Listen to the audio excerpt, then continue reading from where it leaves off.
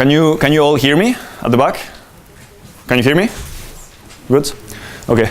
Thanks a lot for coming. It's really appreciated. My name is Lou, and this is Paul. Paul is the CEO of Simis, the company that develops this software. And well, I've been working for this company for some years. So I guess you guys are going to be using this this software for your course.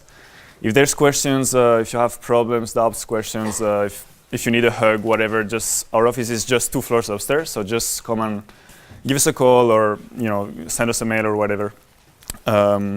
This is the website where you can download the software, which is for free, and you have the full you have all the features for your lecture. I would like to know how many of you have installed Ashes so far? Okay, nice. How many of you have tried Ashes? Nice. Okay, so I think today I'm gonna try to show you a little bit how Ashes works, some of the features and some of the things that you're gonna use for the course, and afterwards we will maybe go through the exercise. Did you get the exercise? Maybe not. Sorry? It's on Blackboard. It's on Blackboard. Okay.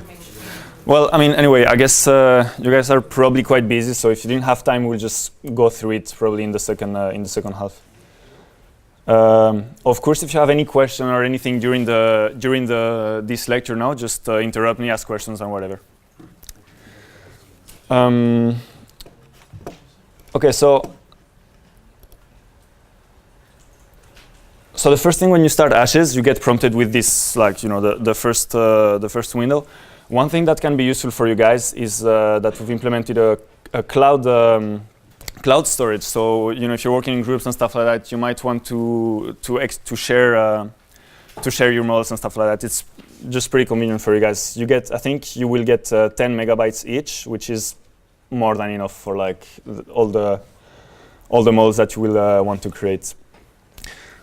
So anyway, so you start Ashes, you're prompted with this. We have some templates here that you can start working with. So it's kind of ready-made turbines where you don't have to do anything, and you can just start working with it. So I can show you. Yeah, I will show you some stuff on this one here. So this is just a very basic turbine onshore, and that's what you get when you open Ashes.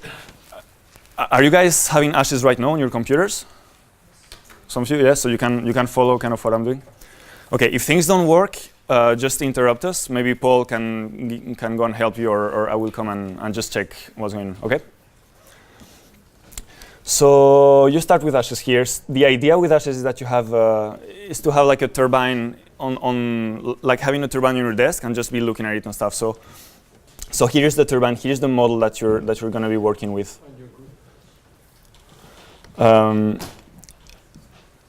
So the first thing that we can have a look at is all the stuff that is here on this side. That's basically what defines your model.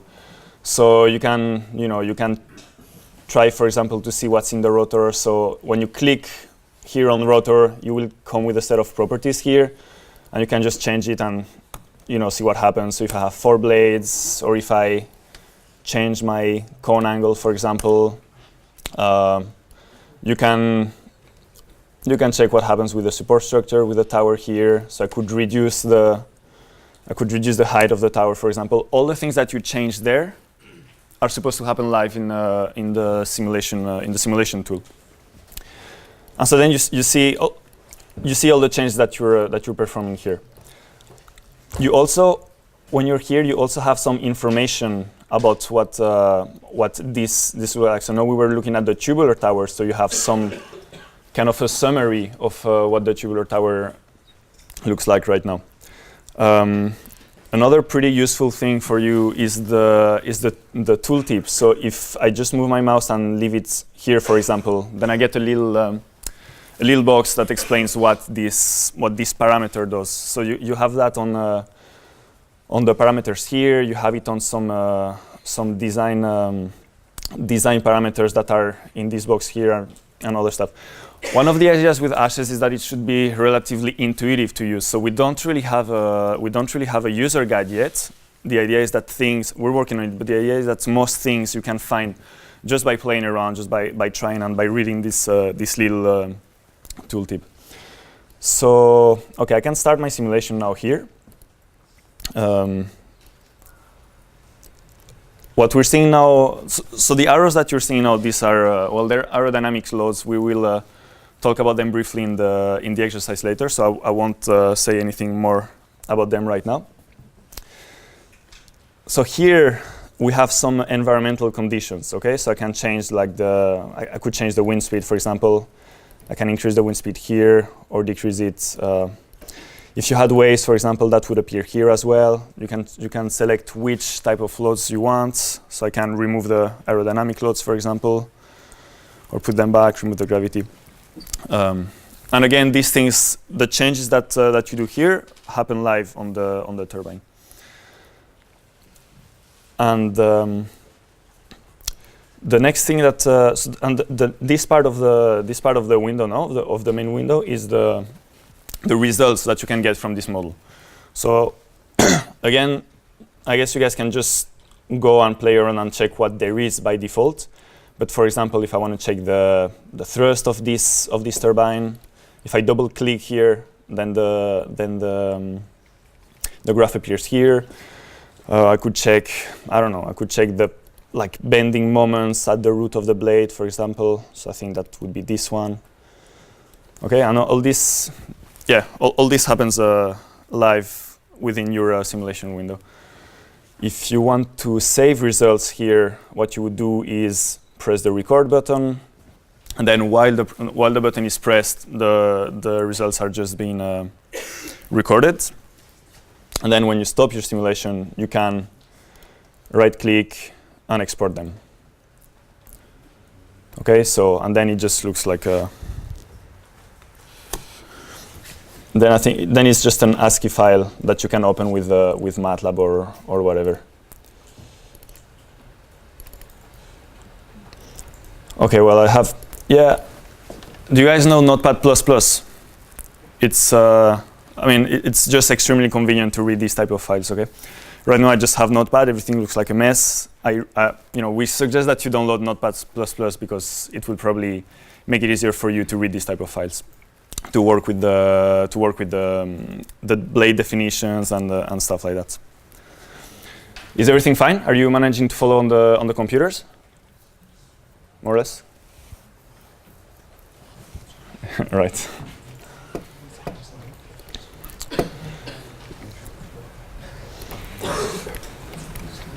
Okay.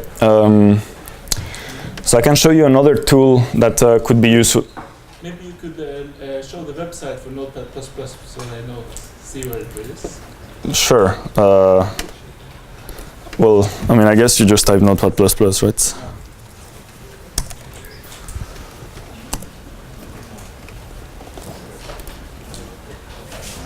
Yeah, this one. Actually, maybe I should download it myself. Can you write down the name of the website on the board? Sure. Well, it's there. Can you read that, or it's too far? Oh, really? Oh, wow. Okay. Sorry, guys. Can you read the ashes stuff then, like the things that I'm showing in ashes? Is it also too small? Right. Okay. Well, I hope you can follow it on your computers then. Like you can see what I'm showing on your computers. Okay, well, sorry about that. The website is Notepad++.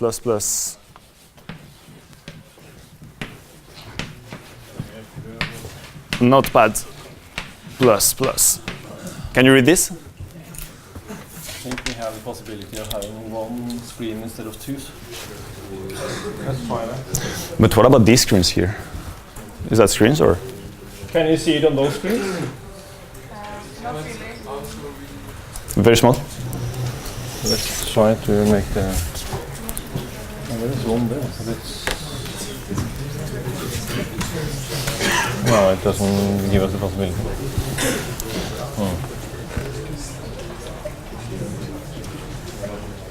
You just have a computer.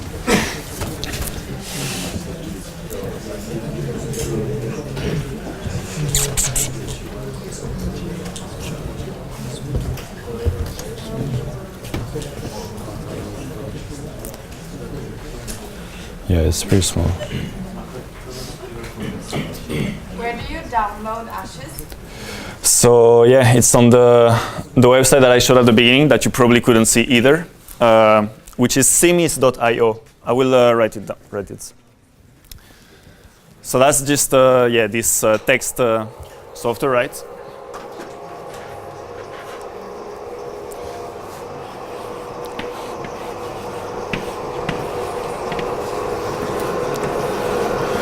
This is for downloading Ashes, okay?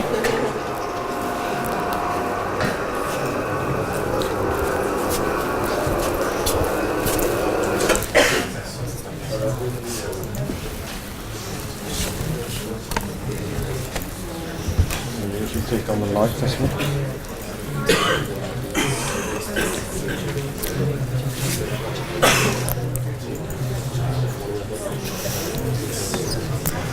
So is it until 9? But I mean, they don't have a break or? Yeah, there's a break at 9.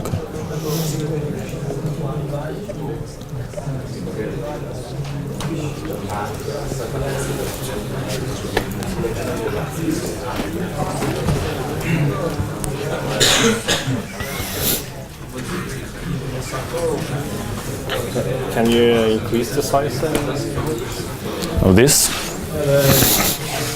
the text size? Not really. There's a Windows 10 problem that we're not managing to.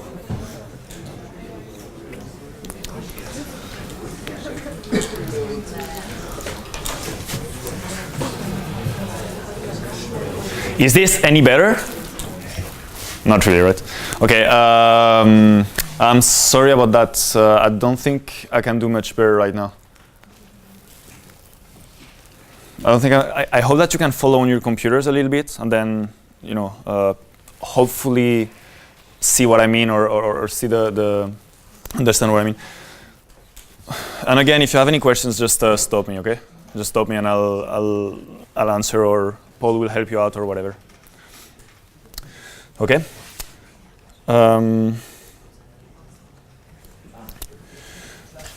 Okay, the next thing that we're gonna do, that's much more. Basically, I've showed most of the basic features of Ashes that you will be using during the course. But yeah, you're gonna have to design a blade yourselves, right? Right now, these blades that I'm showing are like real blades, full scale. So I'll just show you quickly I'll show you how to design a blade with Ashes. Of course, you'll have to do it yourselves, but just so that you get to see how we do it, and just the tool that we use, and how to read the files yourselves. Okay, so in Ashes we have here that you definitely cannot see. It says tools here. So if you press tools, we have something called the blade designer here. And when you open the blade designer, you come with a set of parameters that are going to define your blade. Your blade is going to be it's going to be like, I think 1 meter in diameter, or 0.9 meters or something like that. So yeah, that's this first parameter here. And then you have another series of parameters that you will probably you will change yourselves. This airfoil that I'm doing will only have one. This blade that I'm designing now will only have one airfoil. You might want only one or many. Doesn't matter. All these things you could change, and then you can just design your blade. Okay, so now a text file is going to be created with the characteristics of these blades. So this I can call designed. Okay, so successfully saved. And now if I come here to document Ashes 310, I can check this file that I just created, okay? This is the blade. Can you read from up there? No, right?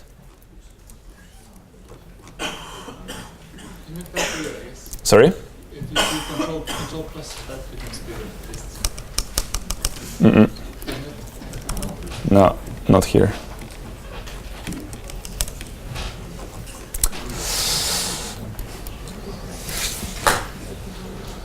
Can't I increase the size of this somehow? Oof.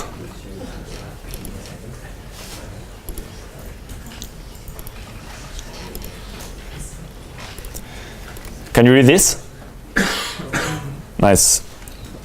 So this is the blade file that that you're gonna have to write yourselves to create a blade that Ashes can read. Okay. So what I showed you right now also enables you to create like a template. If you just create a blade the way I did, you open the file and you have a template, and you can just change the numbers. You can just modify the numbers here, and then you can see what the modifications in Ashes. So this column is just the distance, the length of the blade, kind of. So you have like, I think here you have 14 elements. Each element is a line, and then this is the distance from the root of the blade to the elements. Okay. These three first columns, that's for pre-bent blades, which I don't think you're going to be using. So probably this is gonna stay 0 for you guys. If you feel fancy, I don't know if the machine, like the CNC machine, can actually pre-bend blades, because it's going to be it's supposed to be pretty flat, right? They can do it if you program it in that way, but no, it should be flat. Okay, so it should be flat. This would be if you wanted a blade that is initially like, bent already. This is really fancy, so you probably will not do that. So these three columns can stay to 0. This column here, we have the names of the columns above, right? It's just right now they don't fit the column, but the names are just above. This column here, that's the twist of the blade. Okay, so that's this angle here. This one is the chord length, I think. That's which type of airfoil you're going to use. So right now I only used one airfoil. The airfoil is defined up there. You see it says like S826. So you only have one airfoil on this blade. If you had many airfoils, this column would define which airfoil you're using for which blade element. Does that make sense?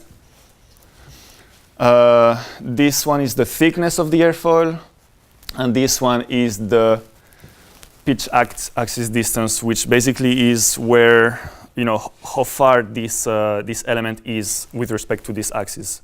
You could have like a blade that goes like this, kind of, instead of like this. So this is this parameter here. Again, once you start defining your blade, you'll probably come up with some more questions, some more doubts. So just don't hesitate to tell us. Don't hesitate to ask.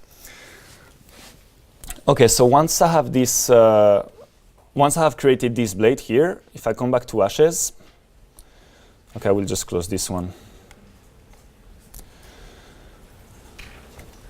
So when I come back to Ashes, this icon here, just next to my user, that's the blade database. So when I open it, I see some blades that already come with Ashes. Again, these are like real full-scale blades. You can see the length here. I don't know if you can, but the length here says like 86 meters, 61 meters. So these blades are always too big for what you guys are doing. But I can come here and click Add Blade, and then I import it from file. So now I can import the blade that I just created. So it's this one here. Oh, what happens?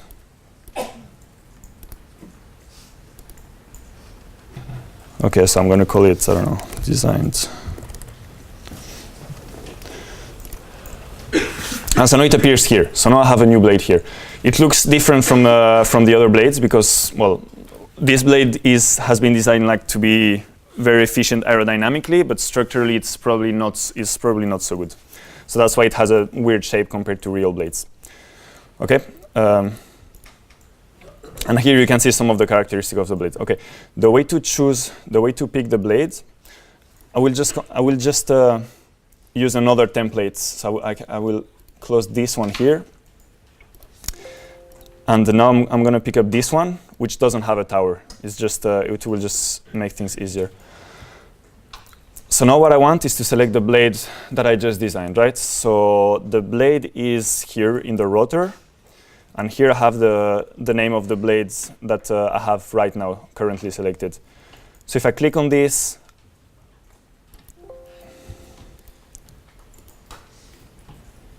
okay, give me a sec, I don't know what's going on. Okay, so if I click this thing here, I open again the blade database, and here I can choose the blade that I want. And now this looks like a bug, but it's not. Basically, what happened now is that the zooming in access is automatic, and it depends on sizes and stuff like that. So basically, like, you just need to zoom back to the turbine that we have. So if you click this little icon here, which I don't know how to show it to you guys if you cannot see it from up there, but it's the fourth icon from the right here. 1, 2, 3, 4. So if you click this one, I mean, you just zoom back to the blade, to the turbine. So of course, right now the blades that I have are extremely tiny. So I'm gonna scale compared to the rest of the turbine. So I can scale everything to fit the blade length. So if you click on wind turbine here on this pane here, on the left pane, you have something that appears in the properties, which is scaling. And we can choose to scale from blade length here. We have a drop-down menu. We'll scale from blade length.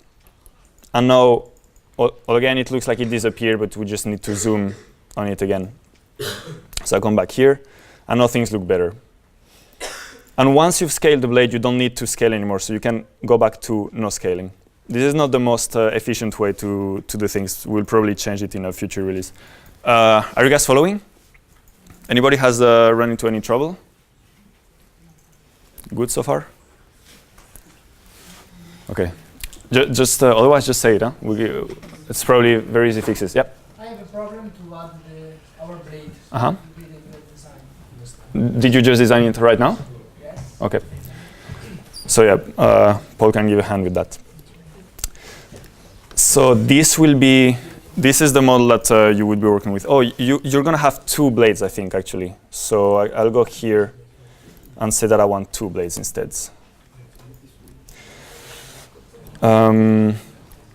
So there's a few things that this is probably useful for you guys, because you will probably have to take these steps. So if pay attention or take notes or whatever. So there's a few things that you will have to do so that the blade runs, so that the turbine runs properly. The first thing is we're going to open this analysis parameter dialog here by clicking this icon. That's the second icon from the right. Okay. So then you're prompted with some parameters here.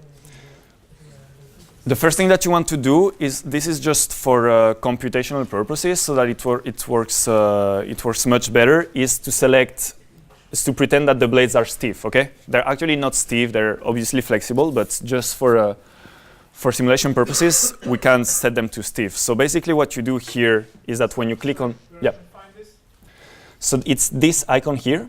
Can you see it? Good, did you get it? Nice. So if you select analysis here, you get a set of parameters, and what we're gonna do is change flexible parts here from all flexible to only nacelle and tower. So if only the nacelle and the tower are flexible, then the blades are stiff, they are rigid. Okay?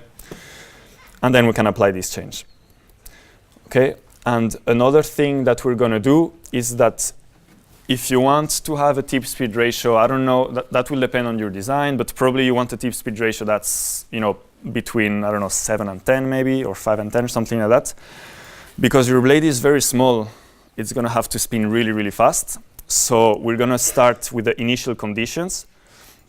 Here, you have this initial condition pane. And we're gonna set the initial rotation, the initial RPM to maybe 1000. I'm not sure if this is ideal. I'm just like putting random values, okay? Just apply and OK. And then, OK, some more things that you're going to have to do for your turbine. So if I click wind turbine here, again on the part, no, sorry, if I click RNA, so just in the wind turbine, I again get a set of properties here. So the power control here. So if you leave the mouse, you get again a tooltip. That's basically going to say how your blade is. What's the control strategy that your blade is going to follow? I don't know if you've done that yet, but one of the options that happen on real wind turbines is that depending on the above a certain speed, depending on the wind speed, this blade is pitching. You know, it's turning like this. The whole blade is turning like this.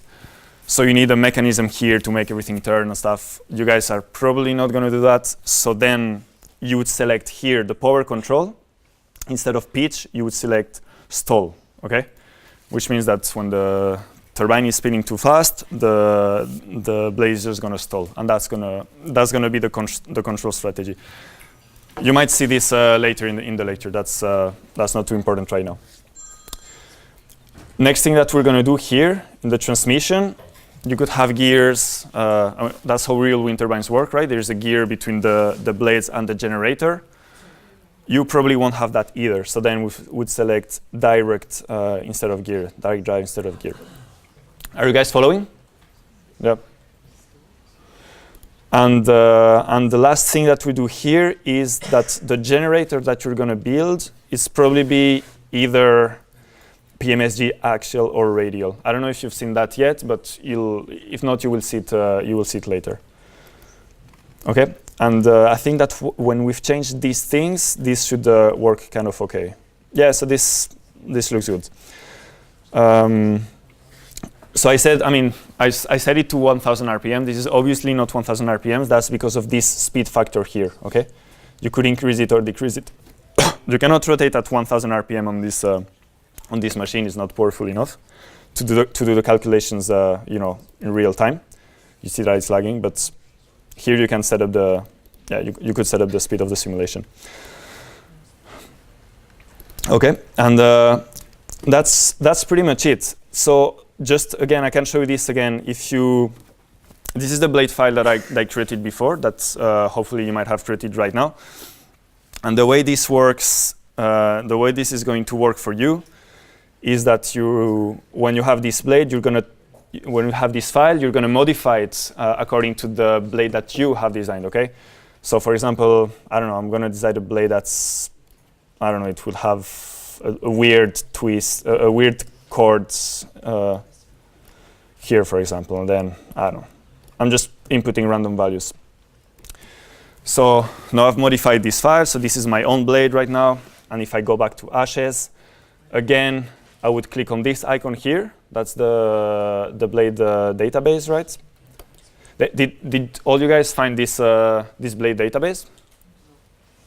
Yeah? Okay, nice. And again, add blade, import. So it was this one here. You can call design 2.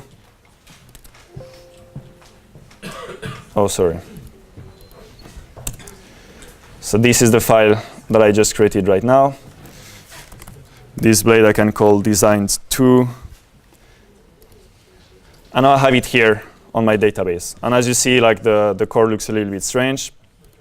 I can go back here, back to wind turbine, to rotor. And under blade here, I can select the new blade that I've just created. Okay, so I have it here. I have to reset my simulation when I change the blade. And now that's the blade that I just created. And okay, one last thing that we're pretty much done with this. One last thing that I could show you is this. We have a tool here that's called. So if you click here, you have many different options. One thing that you probably are going to use is this rotor characteristics. And just to do this study, I'm going to go back to a normal blade because it could be that there's, since this blade looks weird, it could be that I have some computational problem. So I'm going to go back to the blade that we just designed, to the initial blade, okay? And so if I click here, time simulation, and I open the rotor characteristics, I can draw the CP curve. I have the CP curve and the CT curve. I guess you guys have seen that, right? The power coefficient over the wind speed, over the tip speed ratio. And well, I can select, yeah, you have some parameters here, like which tip speed ratios you want to, like the range of tip speed ratios and the step in the tip speed ratio. And I can just compute. And these are the power curves of this blade. So this blade apparently is not so good. It's the one that I just did. I will just change the range of the tip speed ratio. So it was 1 to 25. I'll just set 1 to 12, just so that the curves looks better. So this is my CP curve right now. So the blade that I just designed has an optimal tip speed ratio about, I don't know, 5.5 or something like that. Okay. Is there any questions so far? Do you guys have any question? Did any of you get a crash in these 45 minutes while using ashes? You did? Okay. So when something crashes, you might have gotten a crash report. You can just type in like, you know, what happened and just let us know like what created the bug, what created the crash, and then that's we get this as an email, and then we can try to solve it. That helps us a lot. If you can do that, that's pretty cool. And okay, I think we're done for now. So we'll take 15 minutes break or something, and then when you come back, we'll start looking at the exercise. Okay. Cool. Thanks. Download ashes. If you need to contact us, you will find our emails in this website. There's like a contact us section, section. And this is me, Lou, that's my name, and Paul, that's Paul. So there you find our emails if you need to talk to us. I will just quickly come back to ashes here. What was that?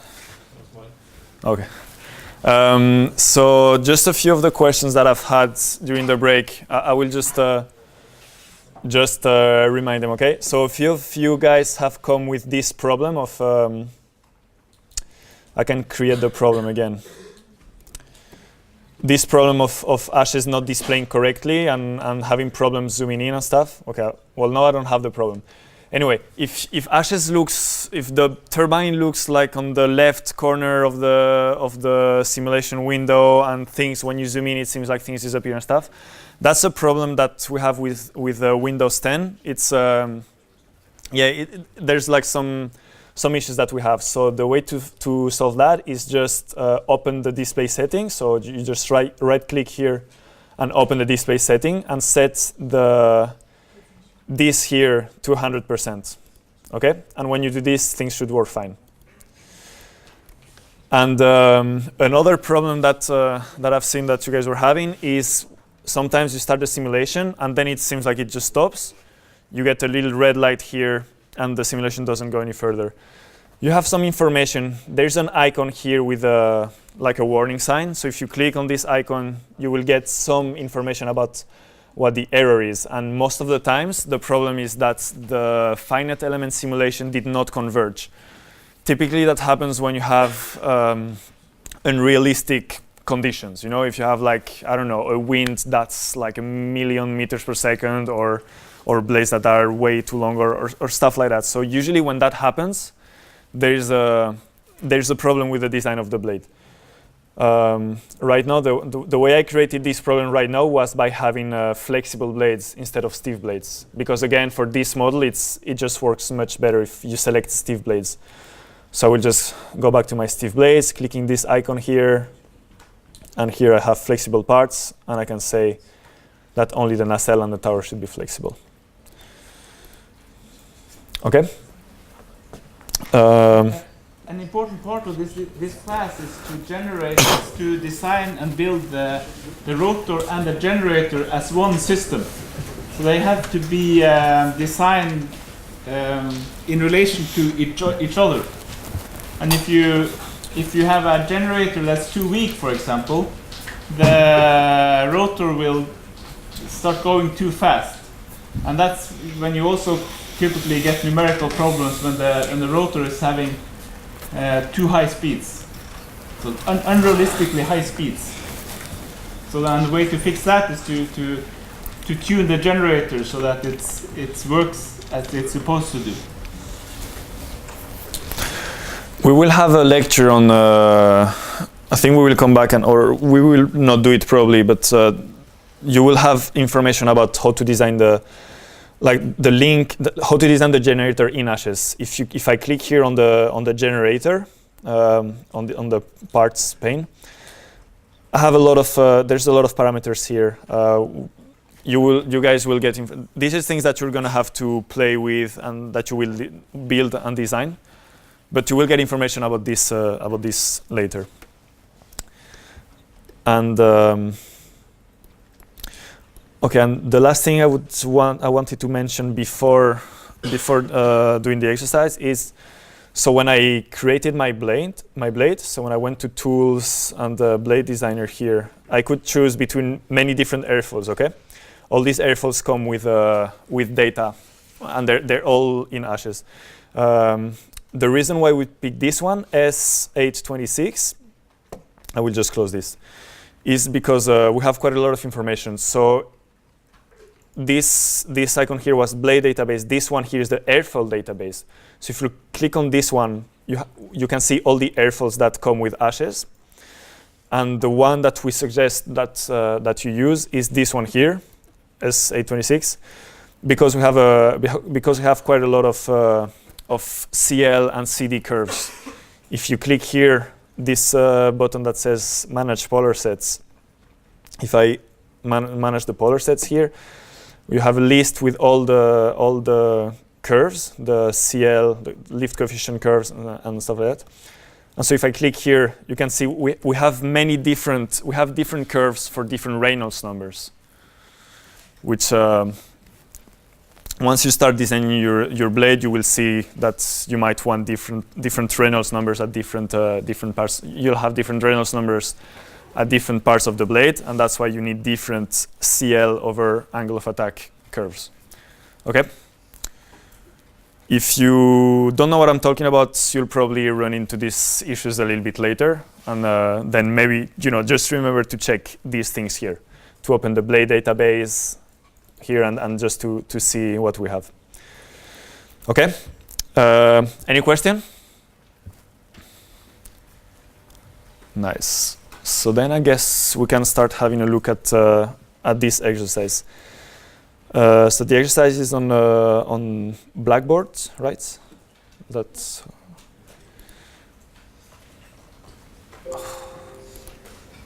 okay. So and I have it here also. So yeah, just open the exercise and start going through the questions. And if you have any problem, just let us know. Just ask us, and we will be walking around and helping out. Can I ask, did you get the invitation to use Ashes from Tara yesterday? Sent through, yeah. Did anyone try to use it?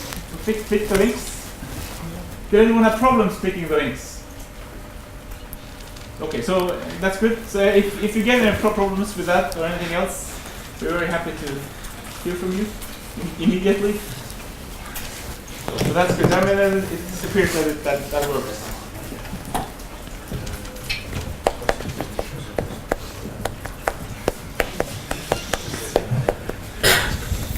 Maybe you can, yeah, they have that, so you don't, yeah.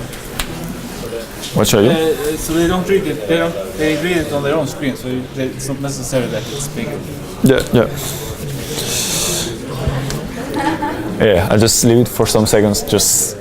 It's like reassuring to see on your screen the same thing that the lecturer is showing, right? Yeah. So what are the third question is about the third question is about